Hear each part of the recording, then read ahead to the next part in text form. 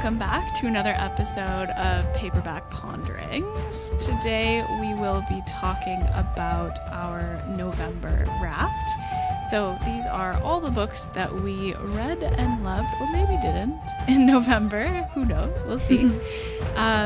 This is a completely spoiler-free episode, as always, so you don't need to worry about any sort of spoilers we might give you. We're just going to give you the plot, our feelings, what we liked, maybe what we didn't like, or some things that we caution readers to know prior to reading. And Kyla is going to take it away with her first books of November. I'm very excited to hear what her thoughts were because the covers are absolutely beautiful. Go ahead, Kyla. So first up, I read Ledge and Chasm by Stacey McEwen. These are the first two books in the Galatian trilogy, and you may know that name, Stacey McEwen, from A Forbidden Alchemy, which came out earlier this year and has been getting a fair bit of attention, much deservingly. It was very good. So the Galatian trilogy was her debut series that has came out over the past couple of years. It's now complete. Ledge has a 3.69 out of 19,000 ratings on Goodreads, and Chasm has a 3.92 out of 7,000 ratings currently. And Ledge follows Dawson, who lives in a community called The Ledge, which exists on a literal ledge jutting out from the side of a mountain. So it's kind of trapped between a steep, unclimbable mountain face on one side and a deep chasm with no bottom on the other side. Well, there's a bottom, but they can't see it. Oh my God.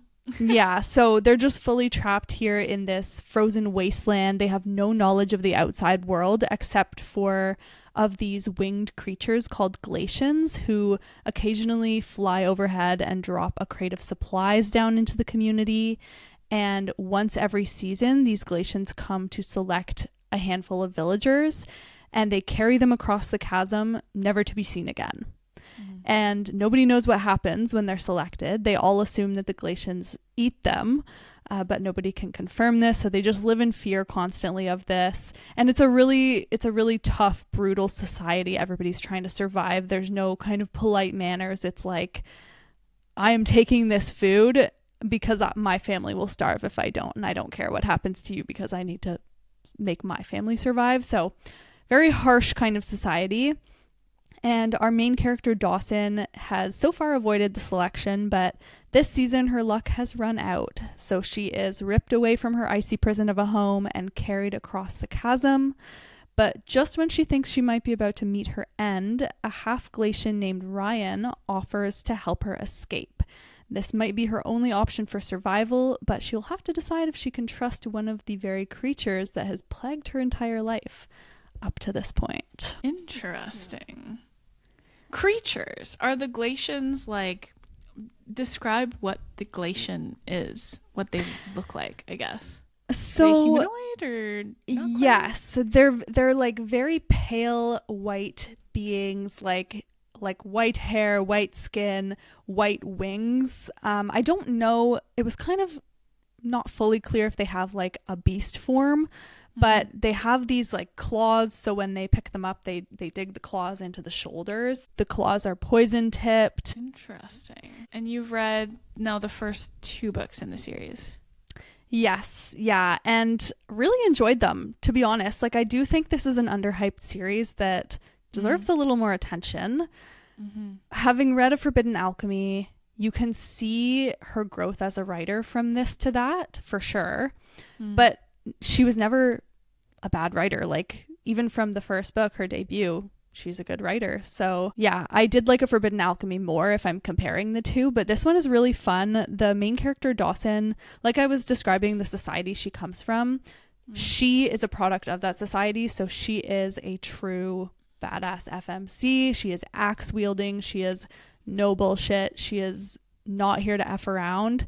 She doesn't take shit from anybody. She is, and you can see where that comes from because you've seen the society that she grew up in. And the male main character actually reminded me a lot of Kieran from the Blood and Ash series, which I really liked, both in like his banter, the way he looked, and the way that, yeah, I don't know, I really liked him, and I really liked the way she wrote the romance. I liked the slow unfolding of like the revelation of what is going on in society, because you're finding out at the same time as the main character. And just the unveiling of the mystery of what's going on with these glacians, what they're actually doing with the people they steal from the ledge. Yes, I feel like I have some guesses, but we will avoid that. Yeah. No spoilers here. Ledge ends on a pretty big cliffhanger, correct?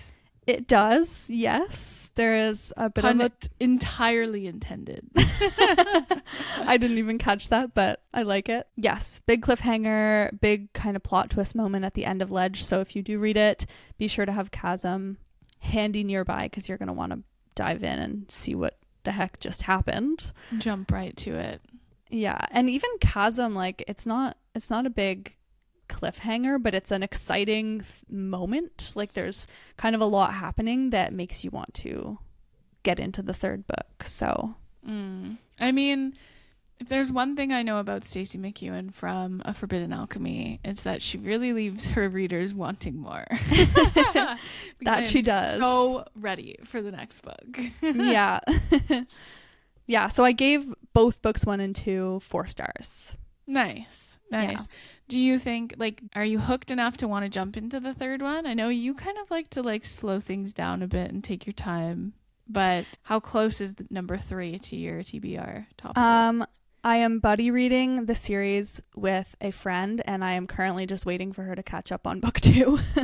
I went ahead of her on finishing book 2, so I'm going to wait for her. But I do, like, when I read a series, I struggle a little bit with, if I read multiple books back to back, then I feel like I've been reading the same one story for a really long time. And I look at my TBR and I'm like, oh my God, I have so many other things to read. So that's why I like to break them up if I can, because then it makes me feel like I'm making more progress on the never ending TBR. But yeah, I definitely do want to see the series through, and I don't want to let it go too long and start forgetting stuff. So let it hang out, let it percolate. Yeah.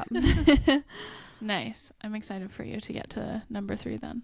Do you think you will read the series? Yeah, I am intrigued by the series itself, and the books are so pretty. They are.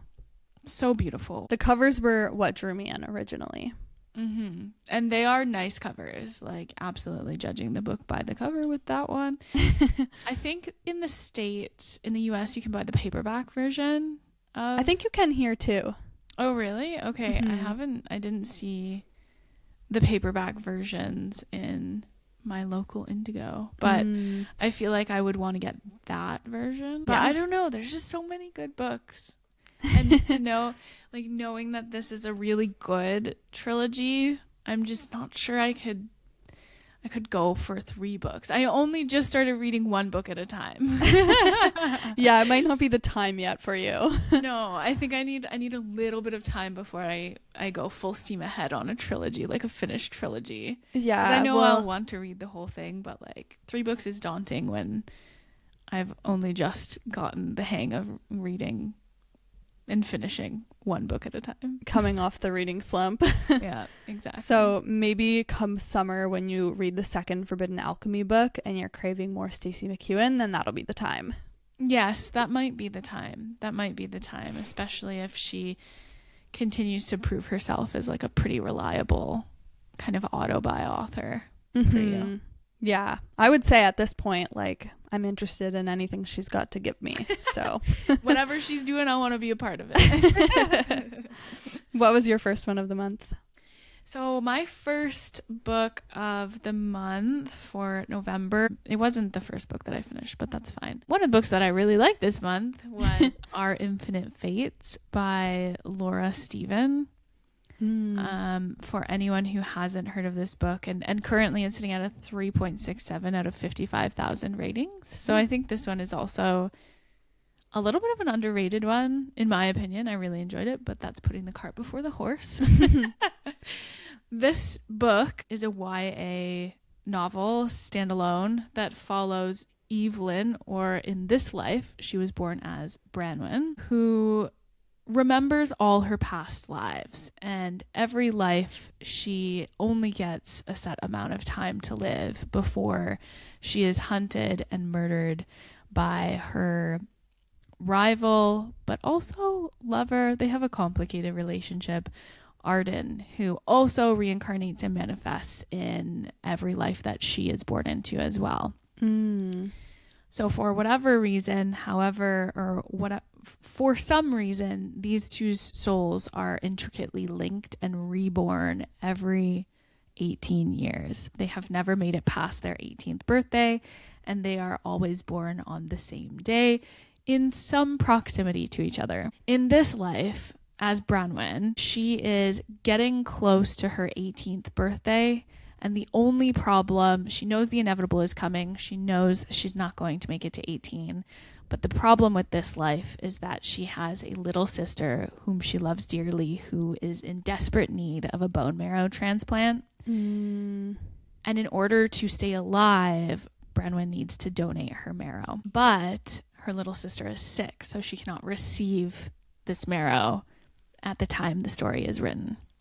Okay. So Branwen is trying to race against the clock and also elude Arden to figure out a way that she can save her sister before her time runs out in this life. And written or sprinkled through this life is an account of all her past lives with Arden and how they ended, how Arden manifested, how complicated the relationship is between Branwen or Evelyn and Arden. And we get to also have the mystery of when is Arden going to show up in this life.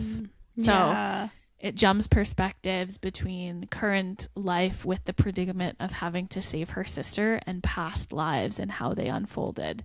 And those past lives span a millennia of history. So you get ancient kind of Mesopotamia times, you get World War II, you get the colonies of New England, I guess. Yeah.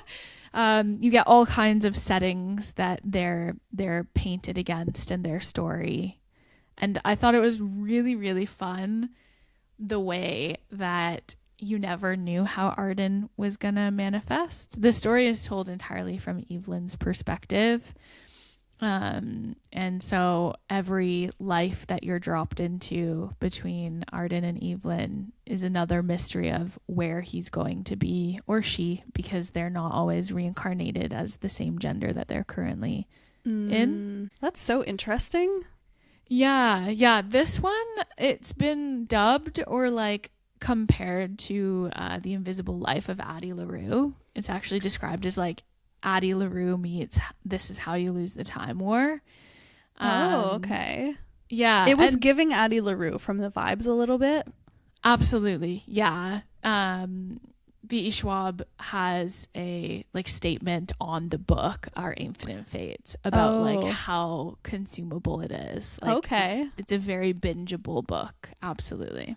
Okay. And I'm curious, the family members, it's not like the family members are all reincarnated and they just don't remember. It's like fully different families every time. Fully different families every time. It's very interesting because they're reincarnated within 18 years. There is often their previous family still alive. Oh. So in some of the lives, she made the mistake of trying to like go back and see the family that she had just left. Oh, wow. When she was a teenager, or when she's like an early, like, 12, 14-year-old kind of age. And you get all kinds of like really interesting parts of history. So you've got like World War II and the colonies, and then you also have like Scandinavia and Russia. So there's tons of different settings. There's tons of different like ways that their lives played out as well. Because sometimes Arden is the one who finds Evelyn. Sometimes it's the other way around, or at least Evelyn kind of guesses who Arden is and is able to kill him before he kills her. So it's very cool. It was a very fun book. Like, I think that I would love this. Incredibly binge worthy. It's a standalone, like I said. It's very like complicated in the sense that you're not quite sure how you feel about the relationship between Evelyn and Arden. Like, you're on edge, but you're also rooting for them at the same time. Like, it's a really fun book if you're looking for something that's like super easy. The cover is also absolutely stunning. Beautiful book. Oh yeah. So I would definitely recommend it. I gave this one 5 stars simply because it did pull me out of my reading slump. So yeah, I think I want to officially add it to my TBR after hearing you talk about it. Like, for some reason beforehand, I think because I didn't love Addie LaRue, having it compared in my mind was keeping me away from trying it out. But hearing you talk about it, and I'm just really intrigued also to have all those snippets of the different time periods and civilizations. I just think that would be super cool. Yeah. And it does kind of, like, I can see how the relationship would be complicated too, because I know in Addie LaRue you've got like the devil who cursed her, and so she has these negative feelings towards him, but also he's the only person that she has known truly throughout her whole life, because everybody forgets her. Like, not the only person she's known, but the only person that's ever remembered her enough to form like a true relationship with.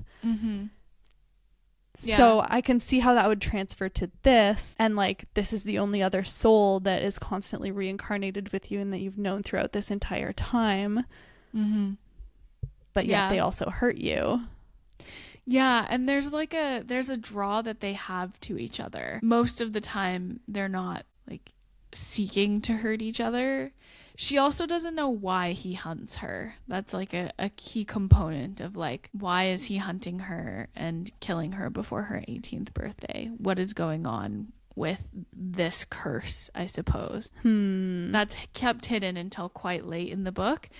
And I didn't love the reveal. I'm not going to lie. Like, it was a little underwhelming once you figured out like what was really going on. But the story itself was told in such a like engaging way. I was always excited to like go to a past life. Whereas like in a lot of other books, I don't like time jumping like that. It's not my favorite activity. But in this one, I wanted to see what other past life they interacted in. Okay, that's a good sign. Yeah. So I really enjoyed it. I was really happy to have been forced to read it because it was a book club book, but it did not disappoint. And I definitely think you should give it a try. I don't know. I haven't read Addie LaRue, so I can't really compare the two, but it's worth giving it a try, I'd say. Okay. Yeah, it's officially going on the TBR, so I'll let you know. Yeah. I'm excited to hear about your next book too, because I cannot wait to pick this one up for myself. Tell me a little bit about your next book. Yeah, so next up I read Fallen Stars by Imani Ariu. This is the newly traditionally re-released sequel to Heavenly Bodies, which Heavenly Bodies currently has a 3.98 out of 43,000 ratings on Goodreads. And if you're not familiar with Heavenly Bodies, it's set in a world that is ruled over by stars, who are these cruel and merciless gods. And the whole world kind of has a Greek mythology mixed with astrology kind of vibe to it. And the story follows Alara, who's a princess, and a prophecy once foretold that she would fall in love with a star and it would kill them both. And because of this prophecy, one of the stars descended into the human world to try to kill her before this prophecy could turn out to be true. And so her palace and her whole family were attacked, but she managed to escape and flee into the neighboring kingdom, which has always been an enemy to her own, actually. But now that they have a common interest, which is killing this star who has wreaked havoc on the world, they have decided to work together despite their differences. So she is kind of forced to work with this prince of her enemy kingdom as he trains her to use her own magical abilities better. And the magic system is also really cool. It's worth noting each kingdom has 3 possible powers that could be had, and most people only have 1 or sometimes 2, but both Alara and her enemy Prince Enzo have all 3 powers. So they are very powerful, and there's a lot of different type of magic. The story is very magical overall, I would say. Like, it's one of those stories that it's not just like people have magical abilities, it's the world itself is full of magic. So yes, Very good story. Fallen Stars picks up right after the crazy ending of Heavenly Bodies, but it definitely feels like a new book. Like Heavenly Bodies, you spend a lot of time in one place, in that one kingdom, falling in love, training the magical powers, and that's kind of the plot of book 1. Whereas book 2 is a lot more dynamic and quest-based. There's a lot of traveling around to new kingdoms that we haven't seen before. There's new characters, there's a new POV, so it felt like a new arc of the story. I think I found also that it had an expansion of the world building and the lore. So there were some twists at the end of book 1 that seemed a little bit, they were surprising for sure. And book 2 made sense a little bit more because you kind of zoom out on what you thought you knew and you just have this larger picture of what's going on, and it just makes more sense, I find. So I appreciated that. She does a really good job too of like every kingdom in this world has its own unique feeling and atmosphere and vibe to it. Like they all have their own types of magic, but they also have their own very distinct setting, which I found it was very effective for getting you immersed in the story and the setting when it was described so potently like that. So yeah, really liked that. I think I gave it 4.25 stars. So precise. So precise. I know it deserved more than a 4, but I wasn't sure if it was exactly like a 5-star read. So yeah, that's fair. That's incredibly fair.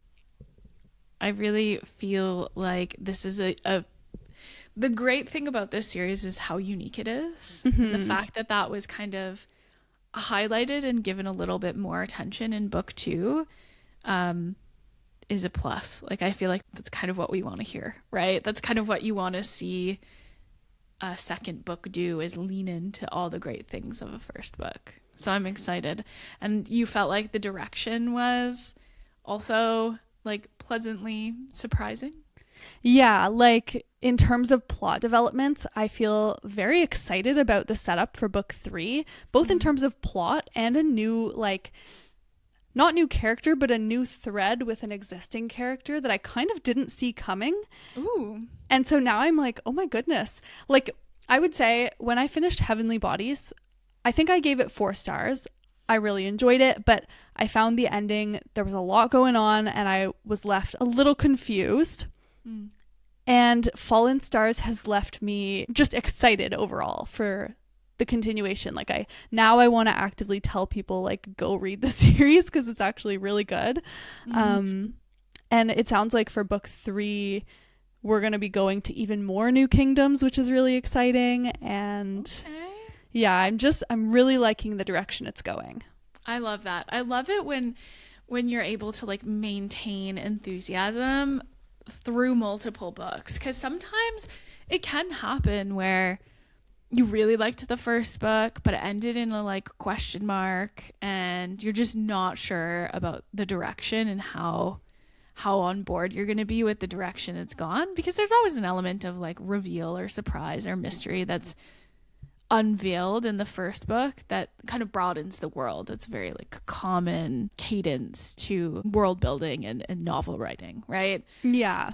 So to know that the direction is something that you approve of makes me even more excited to get into this book. Yeah, like I'm very excited for you to read it very soon and so we can talk about it.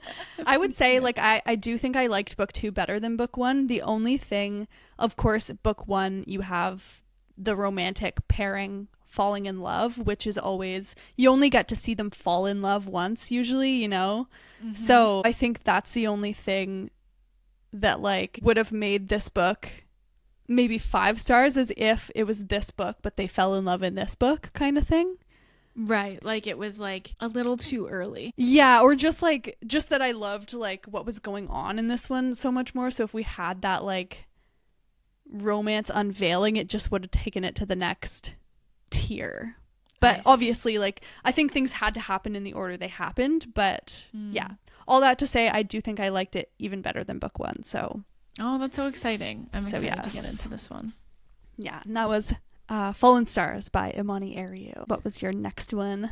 Okay, so my next book was not a fantasy, but a wonderful book nonetheless. It was Red, White, and Royal Blue by Casey McQuiston. It is sitting at a 4.05 out of 1.2 million ratings. So a very popular book. It was actually adapted for the big screen. It's on Prime. I loved reading the book and then watching the movie. That's so fun. I recommend. It was a very fun little project for me for a weekend. It was also, which I didn't know this prior to reading it, but this was actually Casey's debut novel. Oh. And it was winner of Reader's Favorite Debut Novel in 2019. Okay, look at that. Yeah, so we all know I love a debut. Yeah. I have strong feelings about debuts. I'm very enthusiastic about a debut novel. And this book won, winner for Reader's Favorite Debut, Goodreads Choice Awards winner. And also winner for Reader's Favorite Romance, which just fills my heart with such glee knowing that it's a queer romance, and it was voted in the Goodreads Choice Awards for winner of Reader's Favorite Romance 2019. Yeah, that's awesome. I know this one is super popular. Yeah, and it's super fun. It is a very fun book. It gave me, not that there was really anything that was similar, but it gave me the same feeling I get when I read Allie Hazelwood. Oh, okay. Just like really easy, really fun, great banter. The main character had such great chemistry with the love interest. There was like a really funny underlying current and narrative to the main character. For anyone who doesn't know what Red, White, and Royal Blue is about, it actually follows the first son of America, Alex Claremont Diaz, who has been raised in the spotlight since his mom was elected to the presidency. And in this novel, his mom is up for re-election for her second term. And the love interest is the youngest member of the British monarchy, Prince Henry, with whom Alex has had a very long-standing rivalry on the global stage. So being high up in politics and power, they often attend the same events and have definitely interacted with each other on more than one occasion over the decade that Alex has been in the spotlight. And for some reason, these two got started on the wrong foot. They did not get along when they were little 14-year-old teen bobbies. And that animosity has just grown and grown and grown to come to a culmination in this time where they are at a very public event, and one thing leads to another, and they end up on the floor. Both of them, Henry and Alex, end up on the floor covered in cake. Oh man. Yeah, absolutely Q international, just craziness, because these two, in addition to being high status individuals, are also heartthrobs desired by each of their countries, teenagers and young women. So it made big news when they ended up on the floor covered in cake, and cue PR triage to come up with a story for why these two ended up in the situation that they were in. So the PR teams of both the British monarchy and the American presidency come together and say, all right, we have to fix this. You guys are going to study each other and become best friends. That's how we're going to pivot this. That's how we're going to present this to the public. So rivalries, enemies, have to now pretend like they like each other and know each other and spend more time with each other. And the conversation around sexuality is not one that's public. Neither Prince Henry or Alex are public about being gay or bi. Their sexuality, for the most part, is assumed to be straight, and that's what each of them knows about the other. So there's this other element of like an attraction to each other, but they can't necessarily lean into it because it would affect public perception, and they live in really like high status worlds. So a friendship develops, and then maybe more so, and then some. And this story is the unfolding of what I really believe to be like the cutest love story I've read in 2025. Okay. Very fun. Yeah, very cute. Oh, that's so fun. Is it spicy? I wouldn't like, yes, but no. I expected it to be more spicy, and maybe that's just because like I'm unhinged and I'm used to like incredibly spicy books. But this felt like the spice to a degree felt fade to black. Kind of more of like the poetically written, like tasteful spice, if you will. Yes, very tasteful in my opinion. There wasn't anything that was like incredibly wild or over the top spicy or different about this than there is or has been with other spicy books that I've read, aside from the fact that it was like obviously queer, so men loving men, but definitely nothing. I expected a lot more spice. Like a lot more spice, because I would say this is marketed as like a queer spicy romance. Yeah, I was gonna say I feel like I've seen it on spicy book talk shelves at the bookstore. Yeah, exactly. Yeah. So, but I thought it was pretty tame. So if you're reading this for the spice, don't. Okay, noted. Read it for like a cutesy romance. Okay. A cutesy like storybook, fairy tale, movie, like cinematic romance. Yeah, and knowing that you can go and watch the movie. Is it a movie or a show? The movie. Okay. Yeah, knowing you can go and watch that right after is so fun. Yeah. It's interesting because in the book there was a pretty good found family vibe. In the movie some characters were just like fully cut out, which I didn't necessarily see the point of, other than maybe like budget reasons or time reasons. Yeah. But overall I think the movie did a good job portraying this love story. So nice. Okay. Yeah, I might have to add that one too to the TBR. it was really fun. It very easy, very funny read. What did you give it? Did you say? I gave it 3 stars. Probably like on Goodreads I gave it 3 stars. I would say it's like a 3.5. Okay. Yeah, because I think I was disappointed that it wasn't as spicy as I had been led to believe. Yeah, that's fair. You have the expectation there and then it's not fulfilled.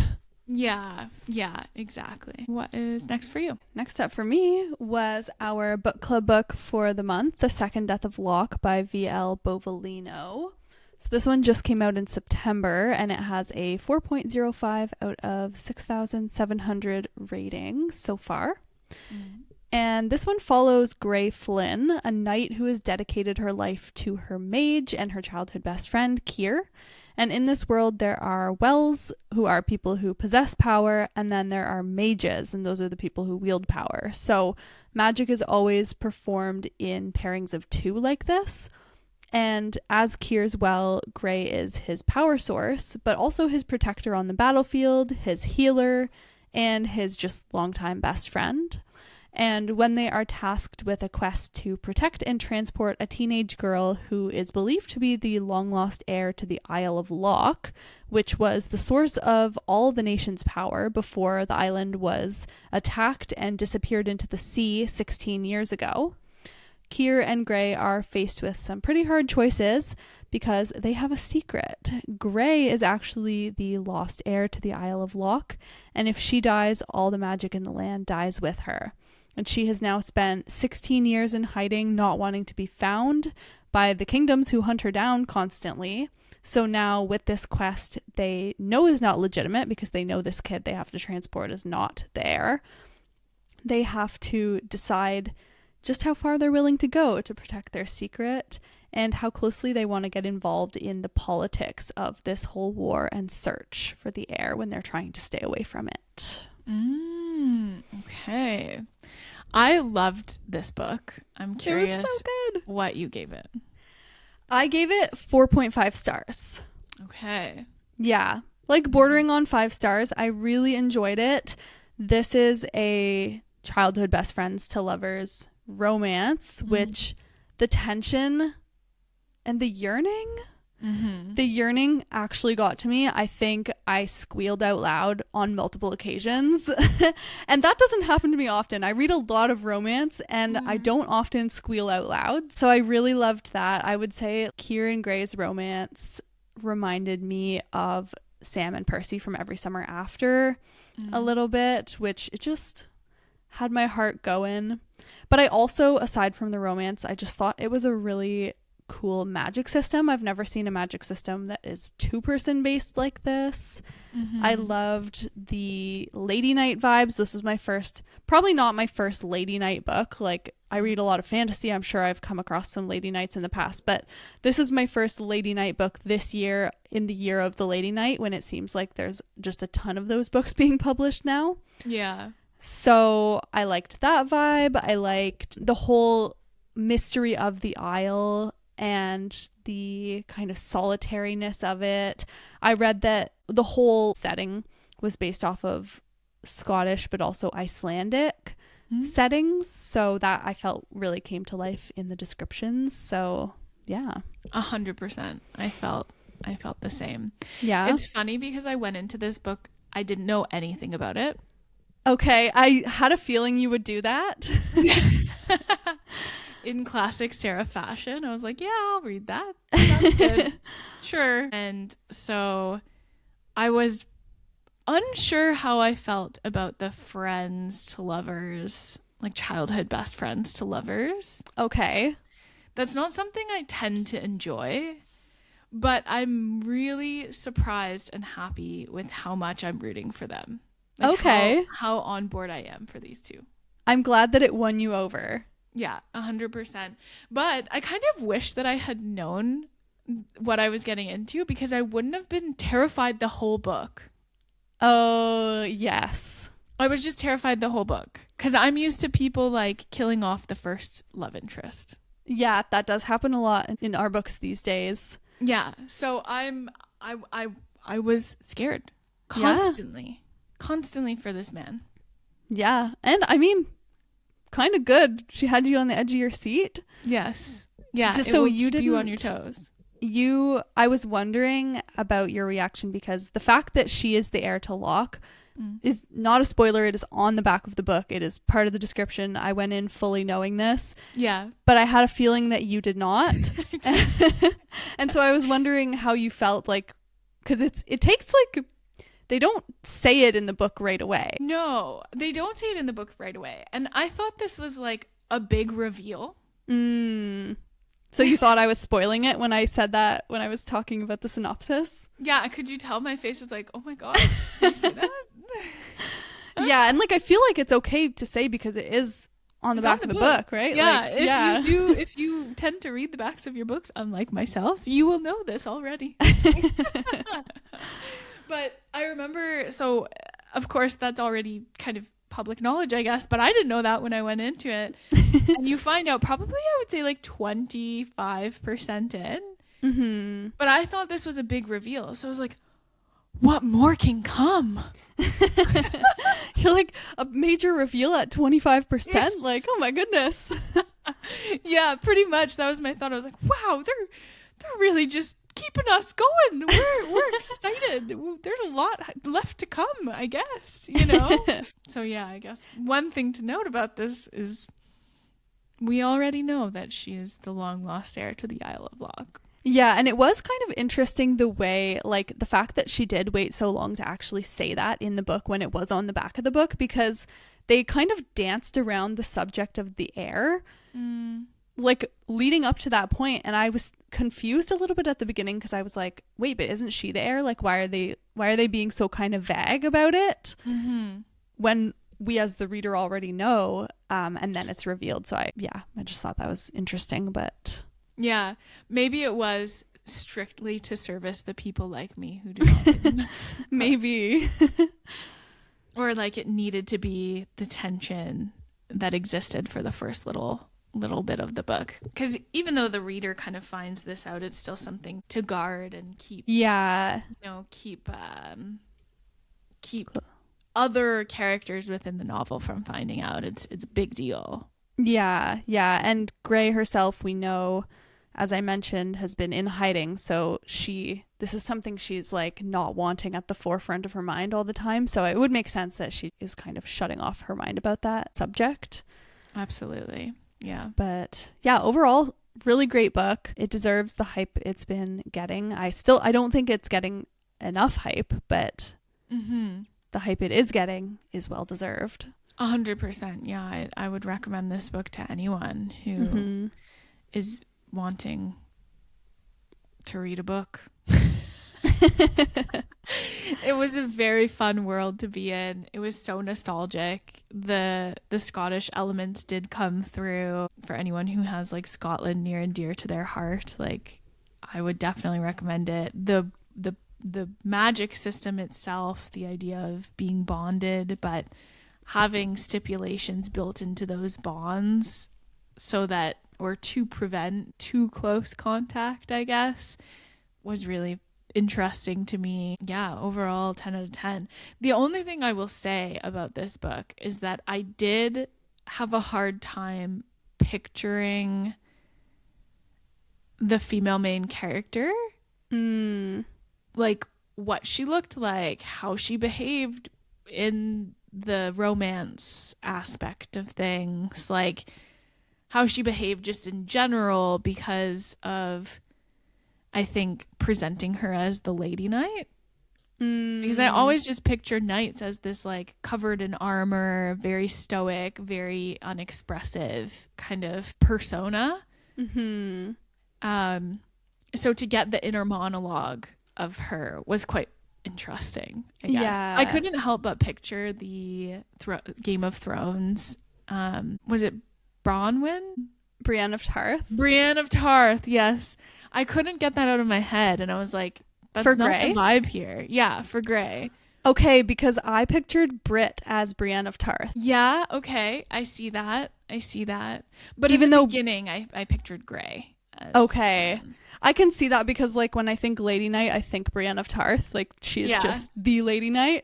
Yeah, absolutely. Yeah, totally get that. I think because I had seen fan art on the, like, there's a special edition of this book, and I saw the art, and I know from the cover you can see like Grey is wearing her armor and you've got the braid over the shoulder, and I think she's wearing the braid throughout, so I was like, okay, brown hair braid was my vision of Grey, but I'm glad that you thought of Brienne of Tarth as well.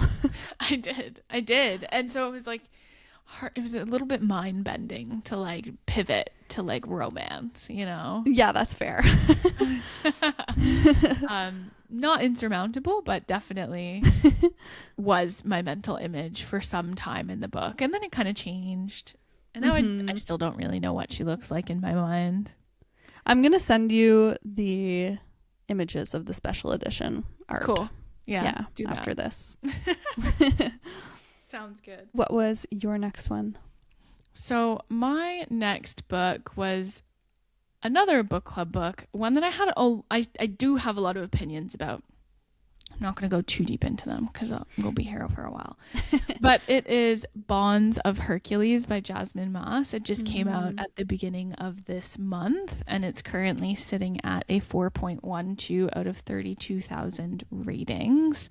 And it is the second book in the Villains of Lore series, which I read a couple months ago now. The first one, which is Blood of Hercules. Blood of Hercules was nominated for Reader's Favorite Romantasy back in 2024, and it was, in general, has been pretty hyped up. For anyone who hasn't heard of Blood of Hercules, the first book in this series, it is a dark myth-inspired romantasy that follows our female main character Alexis, who is living a regular old life in a regular old world, except this world is governed by Spartans, and humans are looked down on and treated as scum. So they're treated as kind of like second-class citizens to the not royalty, but to the novelty that is Spartan life society. In this world, Alexis's only hope to escape the cycle of poverty is by attending one of the only remaining human universities in hopes of pursuing a better life for her and her adoptive brother, who she takes care of in a trailer park forest area. So they don't even have a home.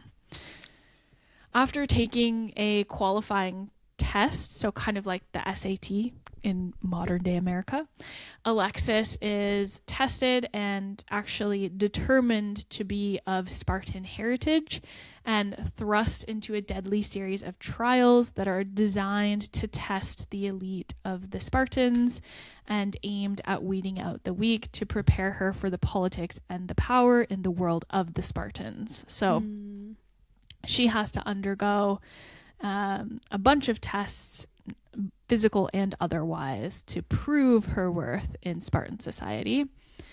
And it's also very rare to have a woman half Spartan, so she has that working against her as well. Are the rest of them like just males?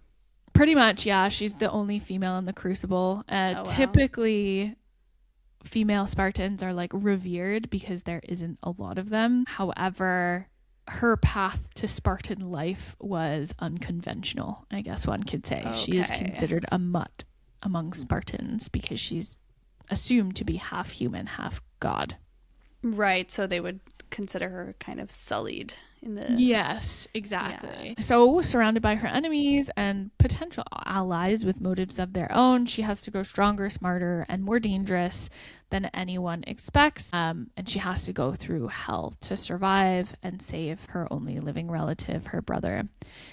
This book is marketed as a why choose slow burn romance, and it's definitely interesting. It's kind of like post-apocalyptic Spartans rule the world kind of vibes. There's a lot of warfare, there's titans, there's all of the great mythological beasts and creatures that exist in classic Greek-inspired mythology. So very cool in that sense. Yeah. Definitely, without getting too spoilery on the second book, I read the second book as maybe I'll get what I want out of that one, because I didn't get what I wanted out of Blood of Hercules. And did you get it out of Bonds? No. Oh, no. And we are not happy about that. No. And the thing is, like, I will still read the books in this series because I've enjoyed them. I've enjoyed them. Yeah.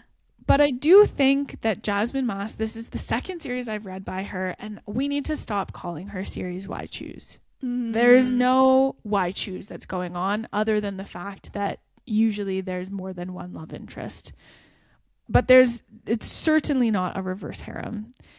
And I would not I would not say to anyone that these are spicy books. Is it just kind of a love triangle then? It's a love triangle where people are okay with the triangle. Okay. Like, boyfriend A knows about boyfriend B. Sometimes they're friends and they just share me.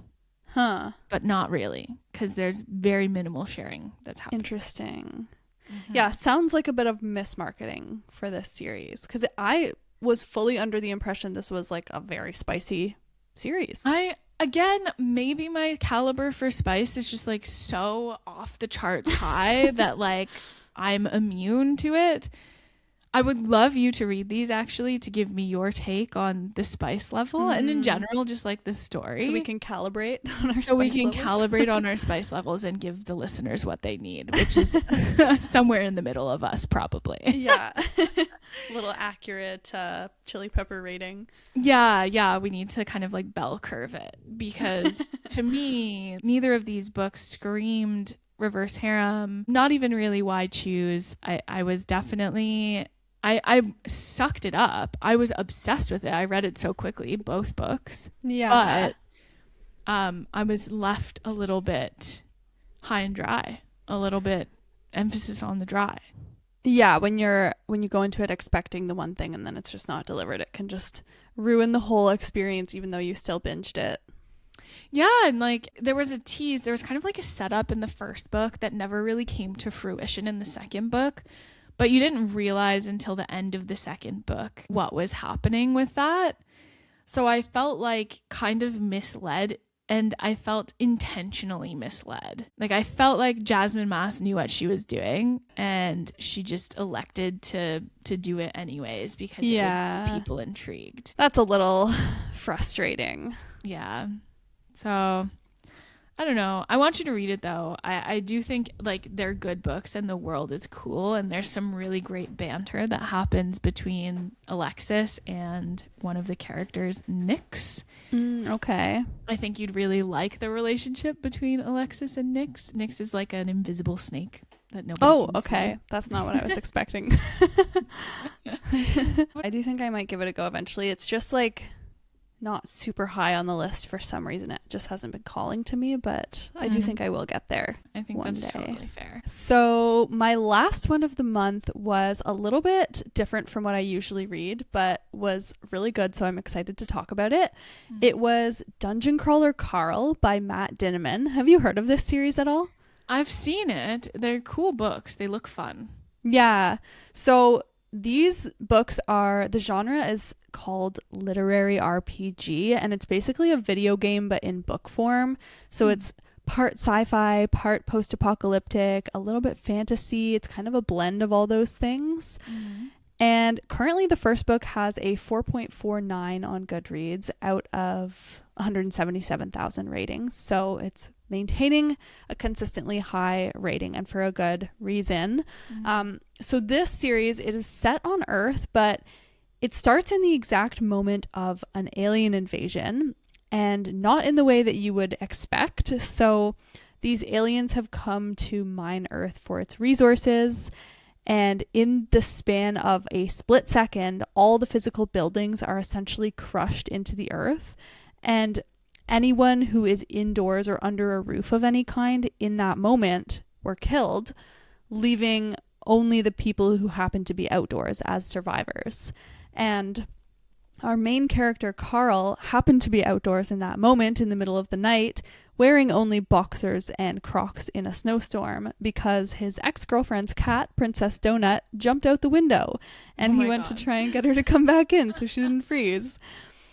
And so he witnesses the end of the world, and the aliens who have kind of invaded have this proclamation that all the survivors who are still left are given the option to enter an underground 18-floor dungeon where they can then try to survive the mobs, get loot, defeat bosses, and find staircases to descend to the next level of the dungeon.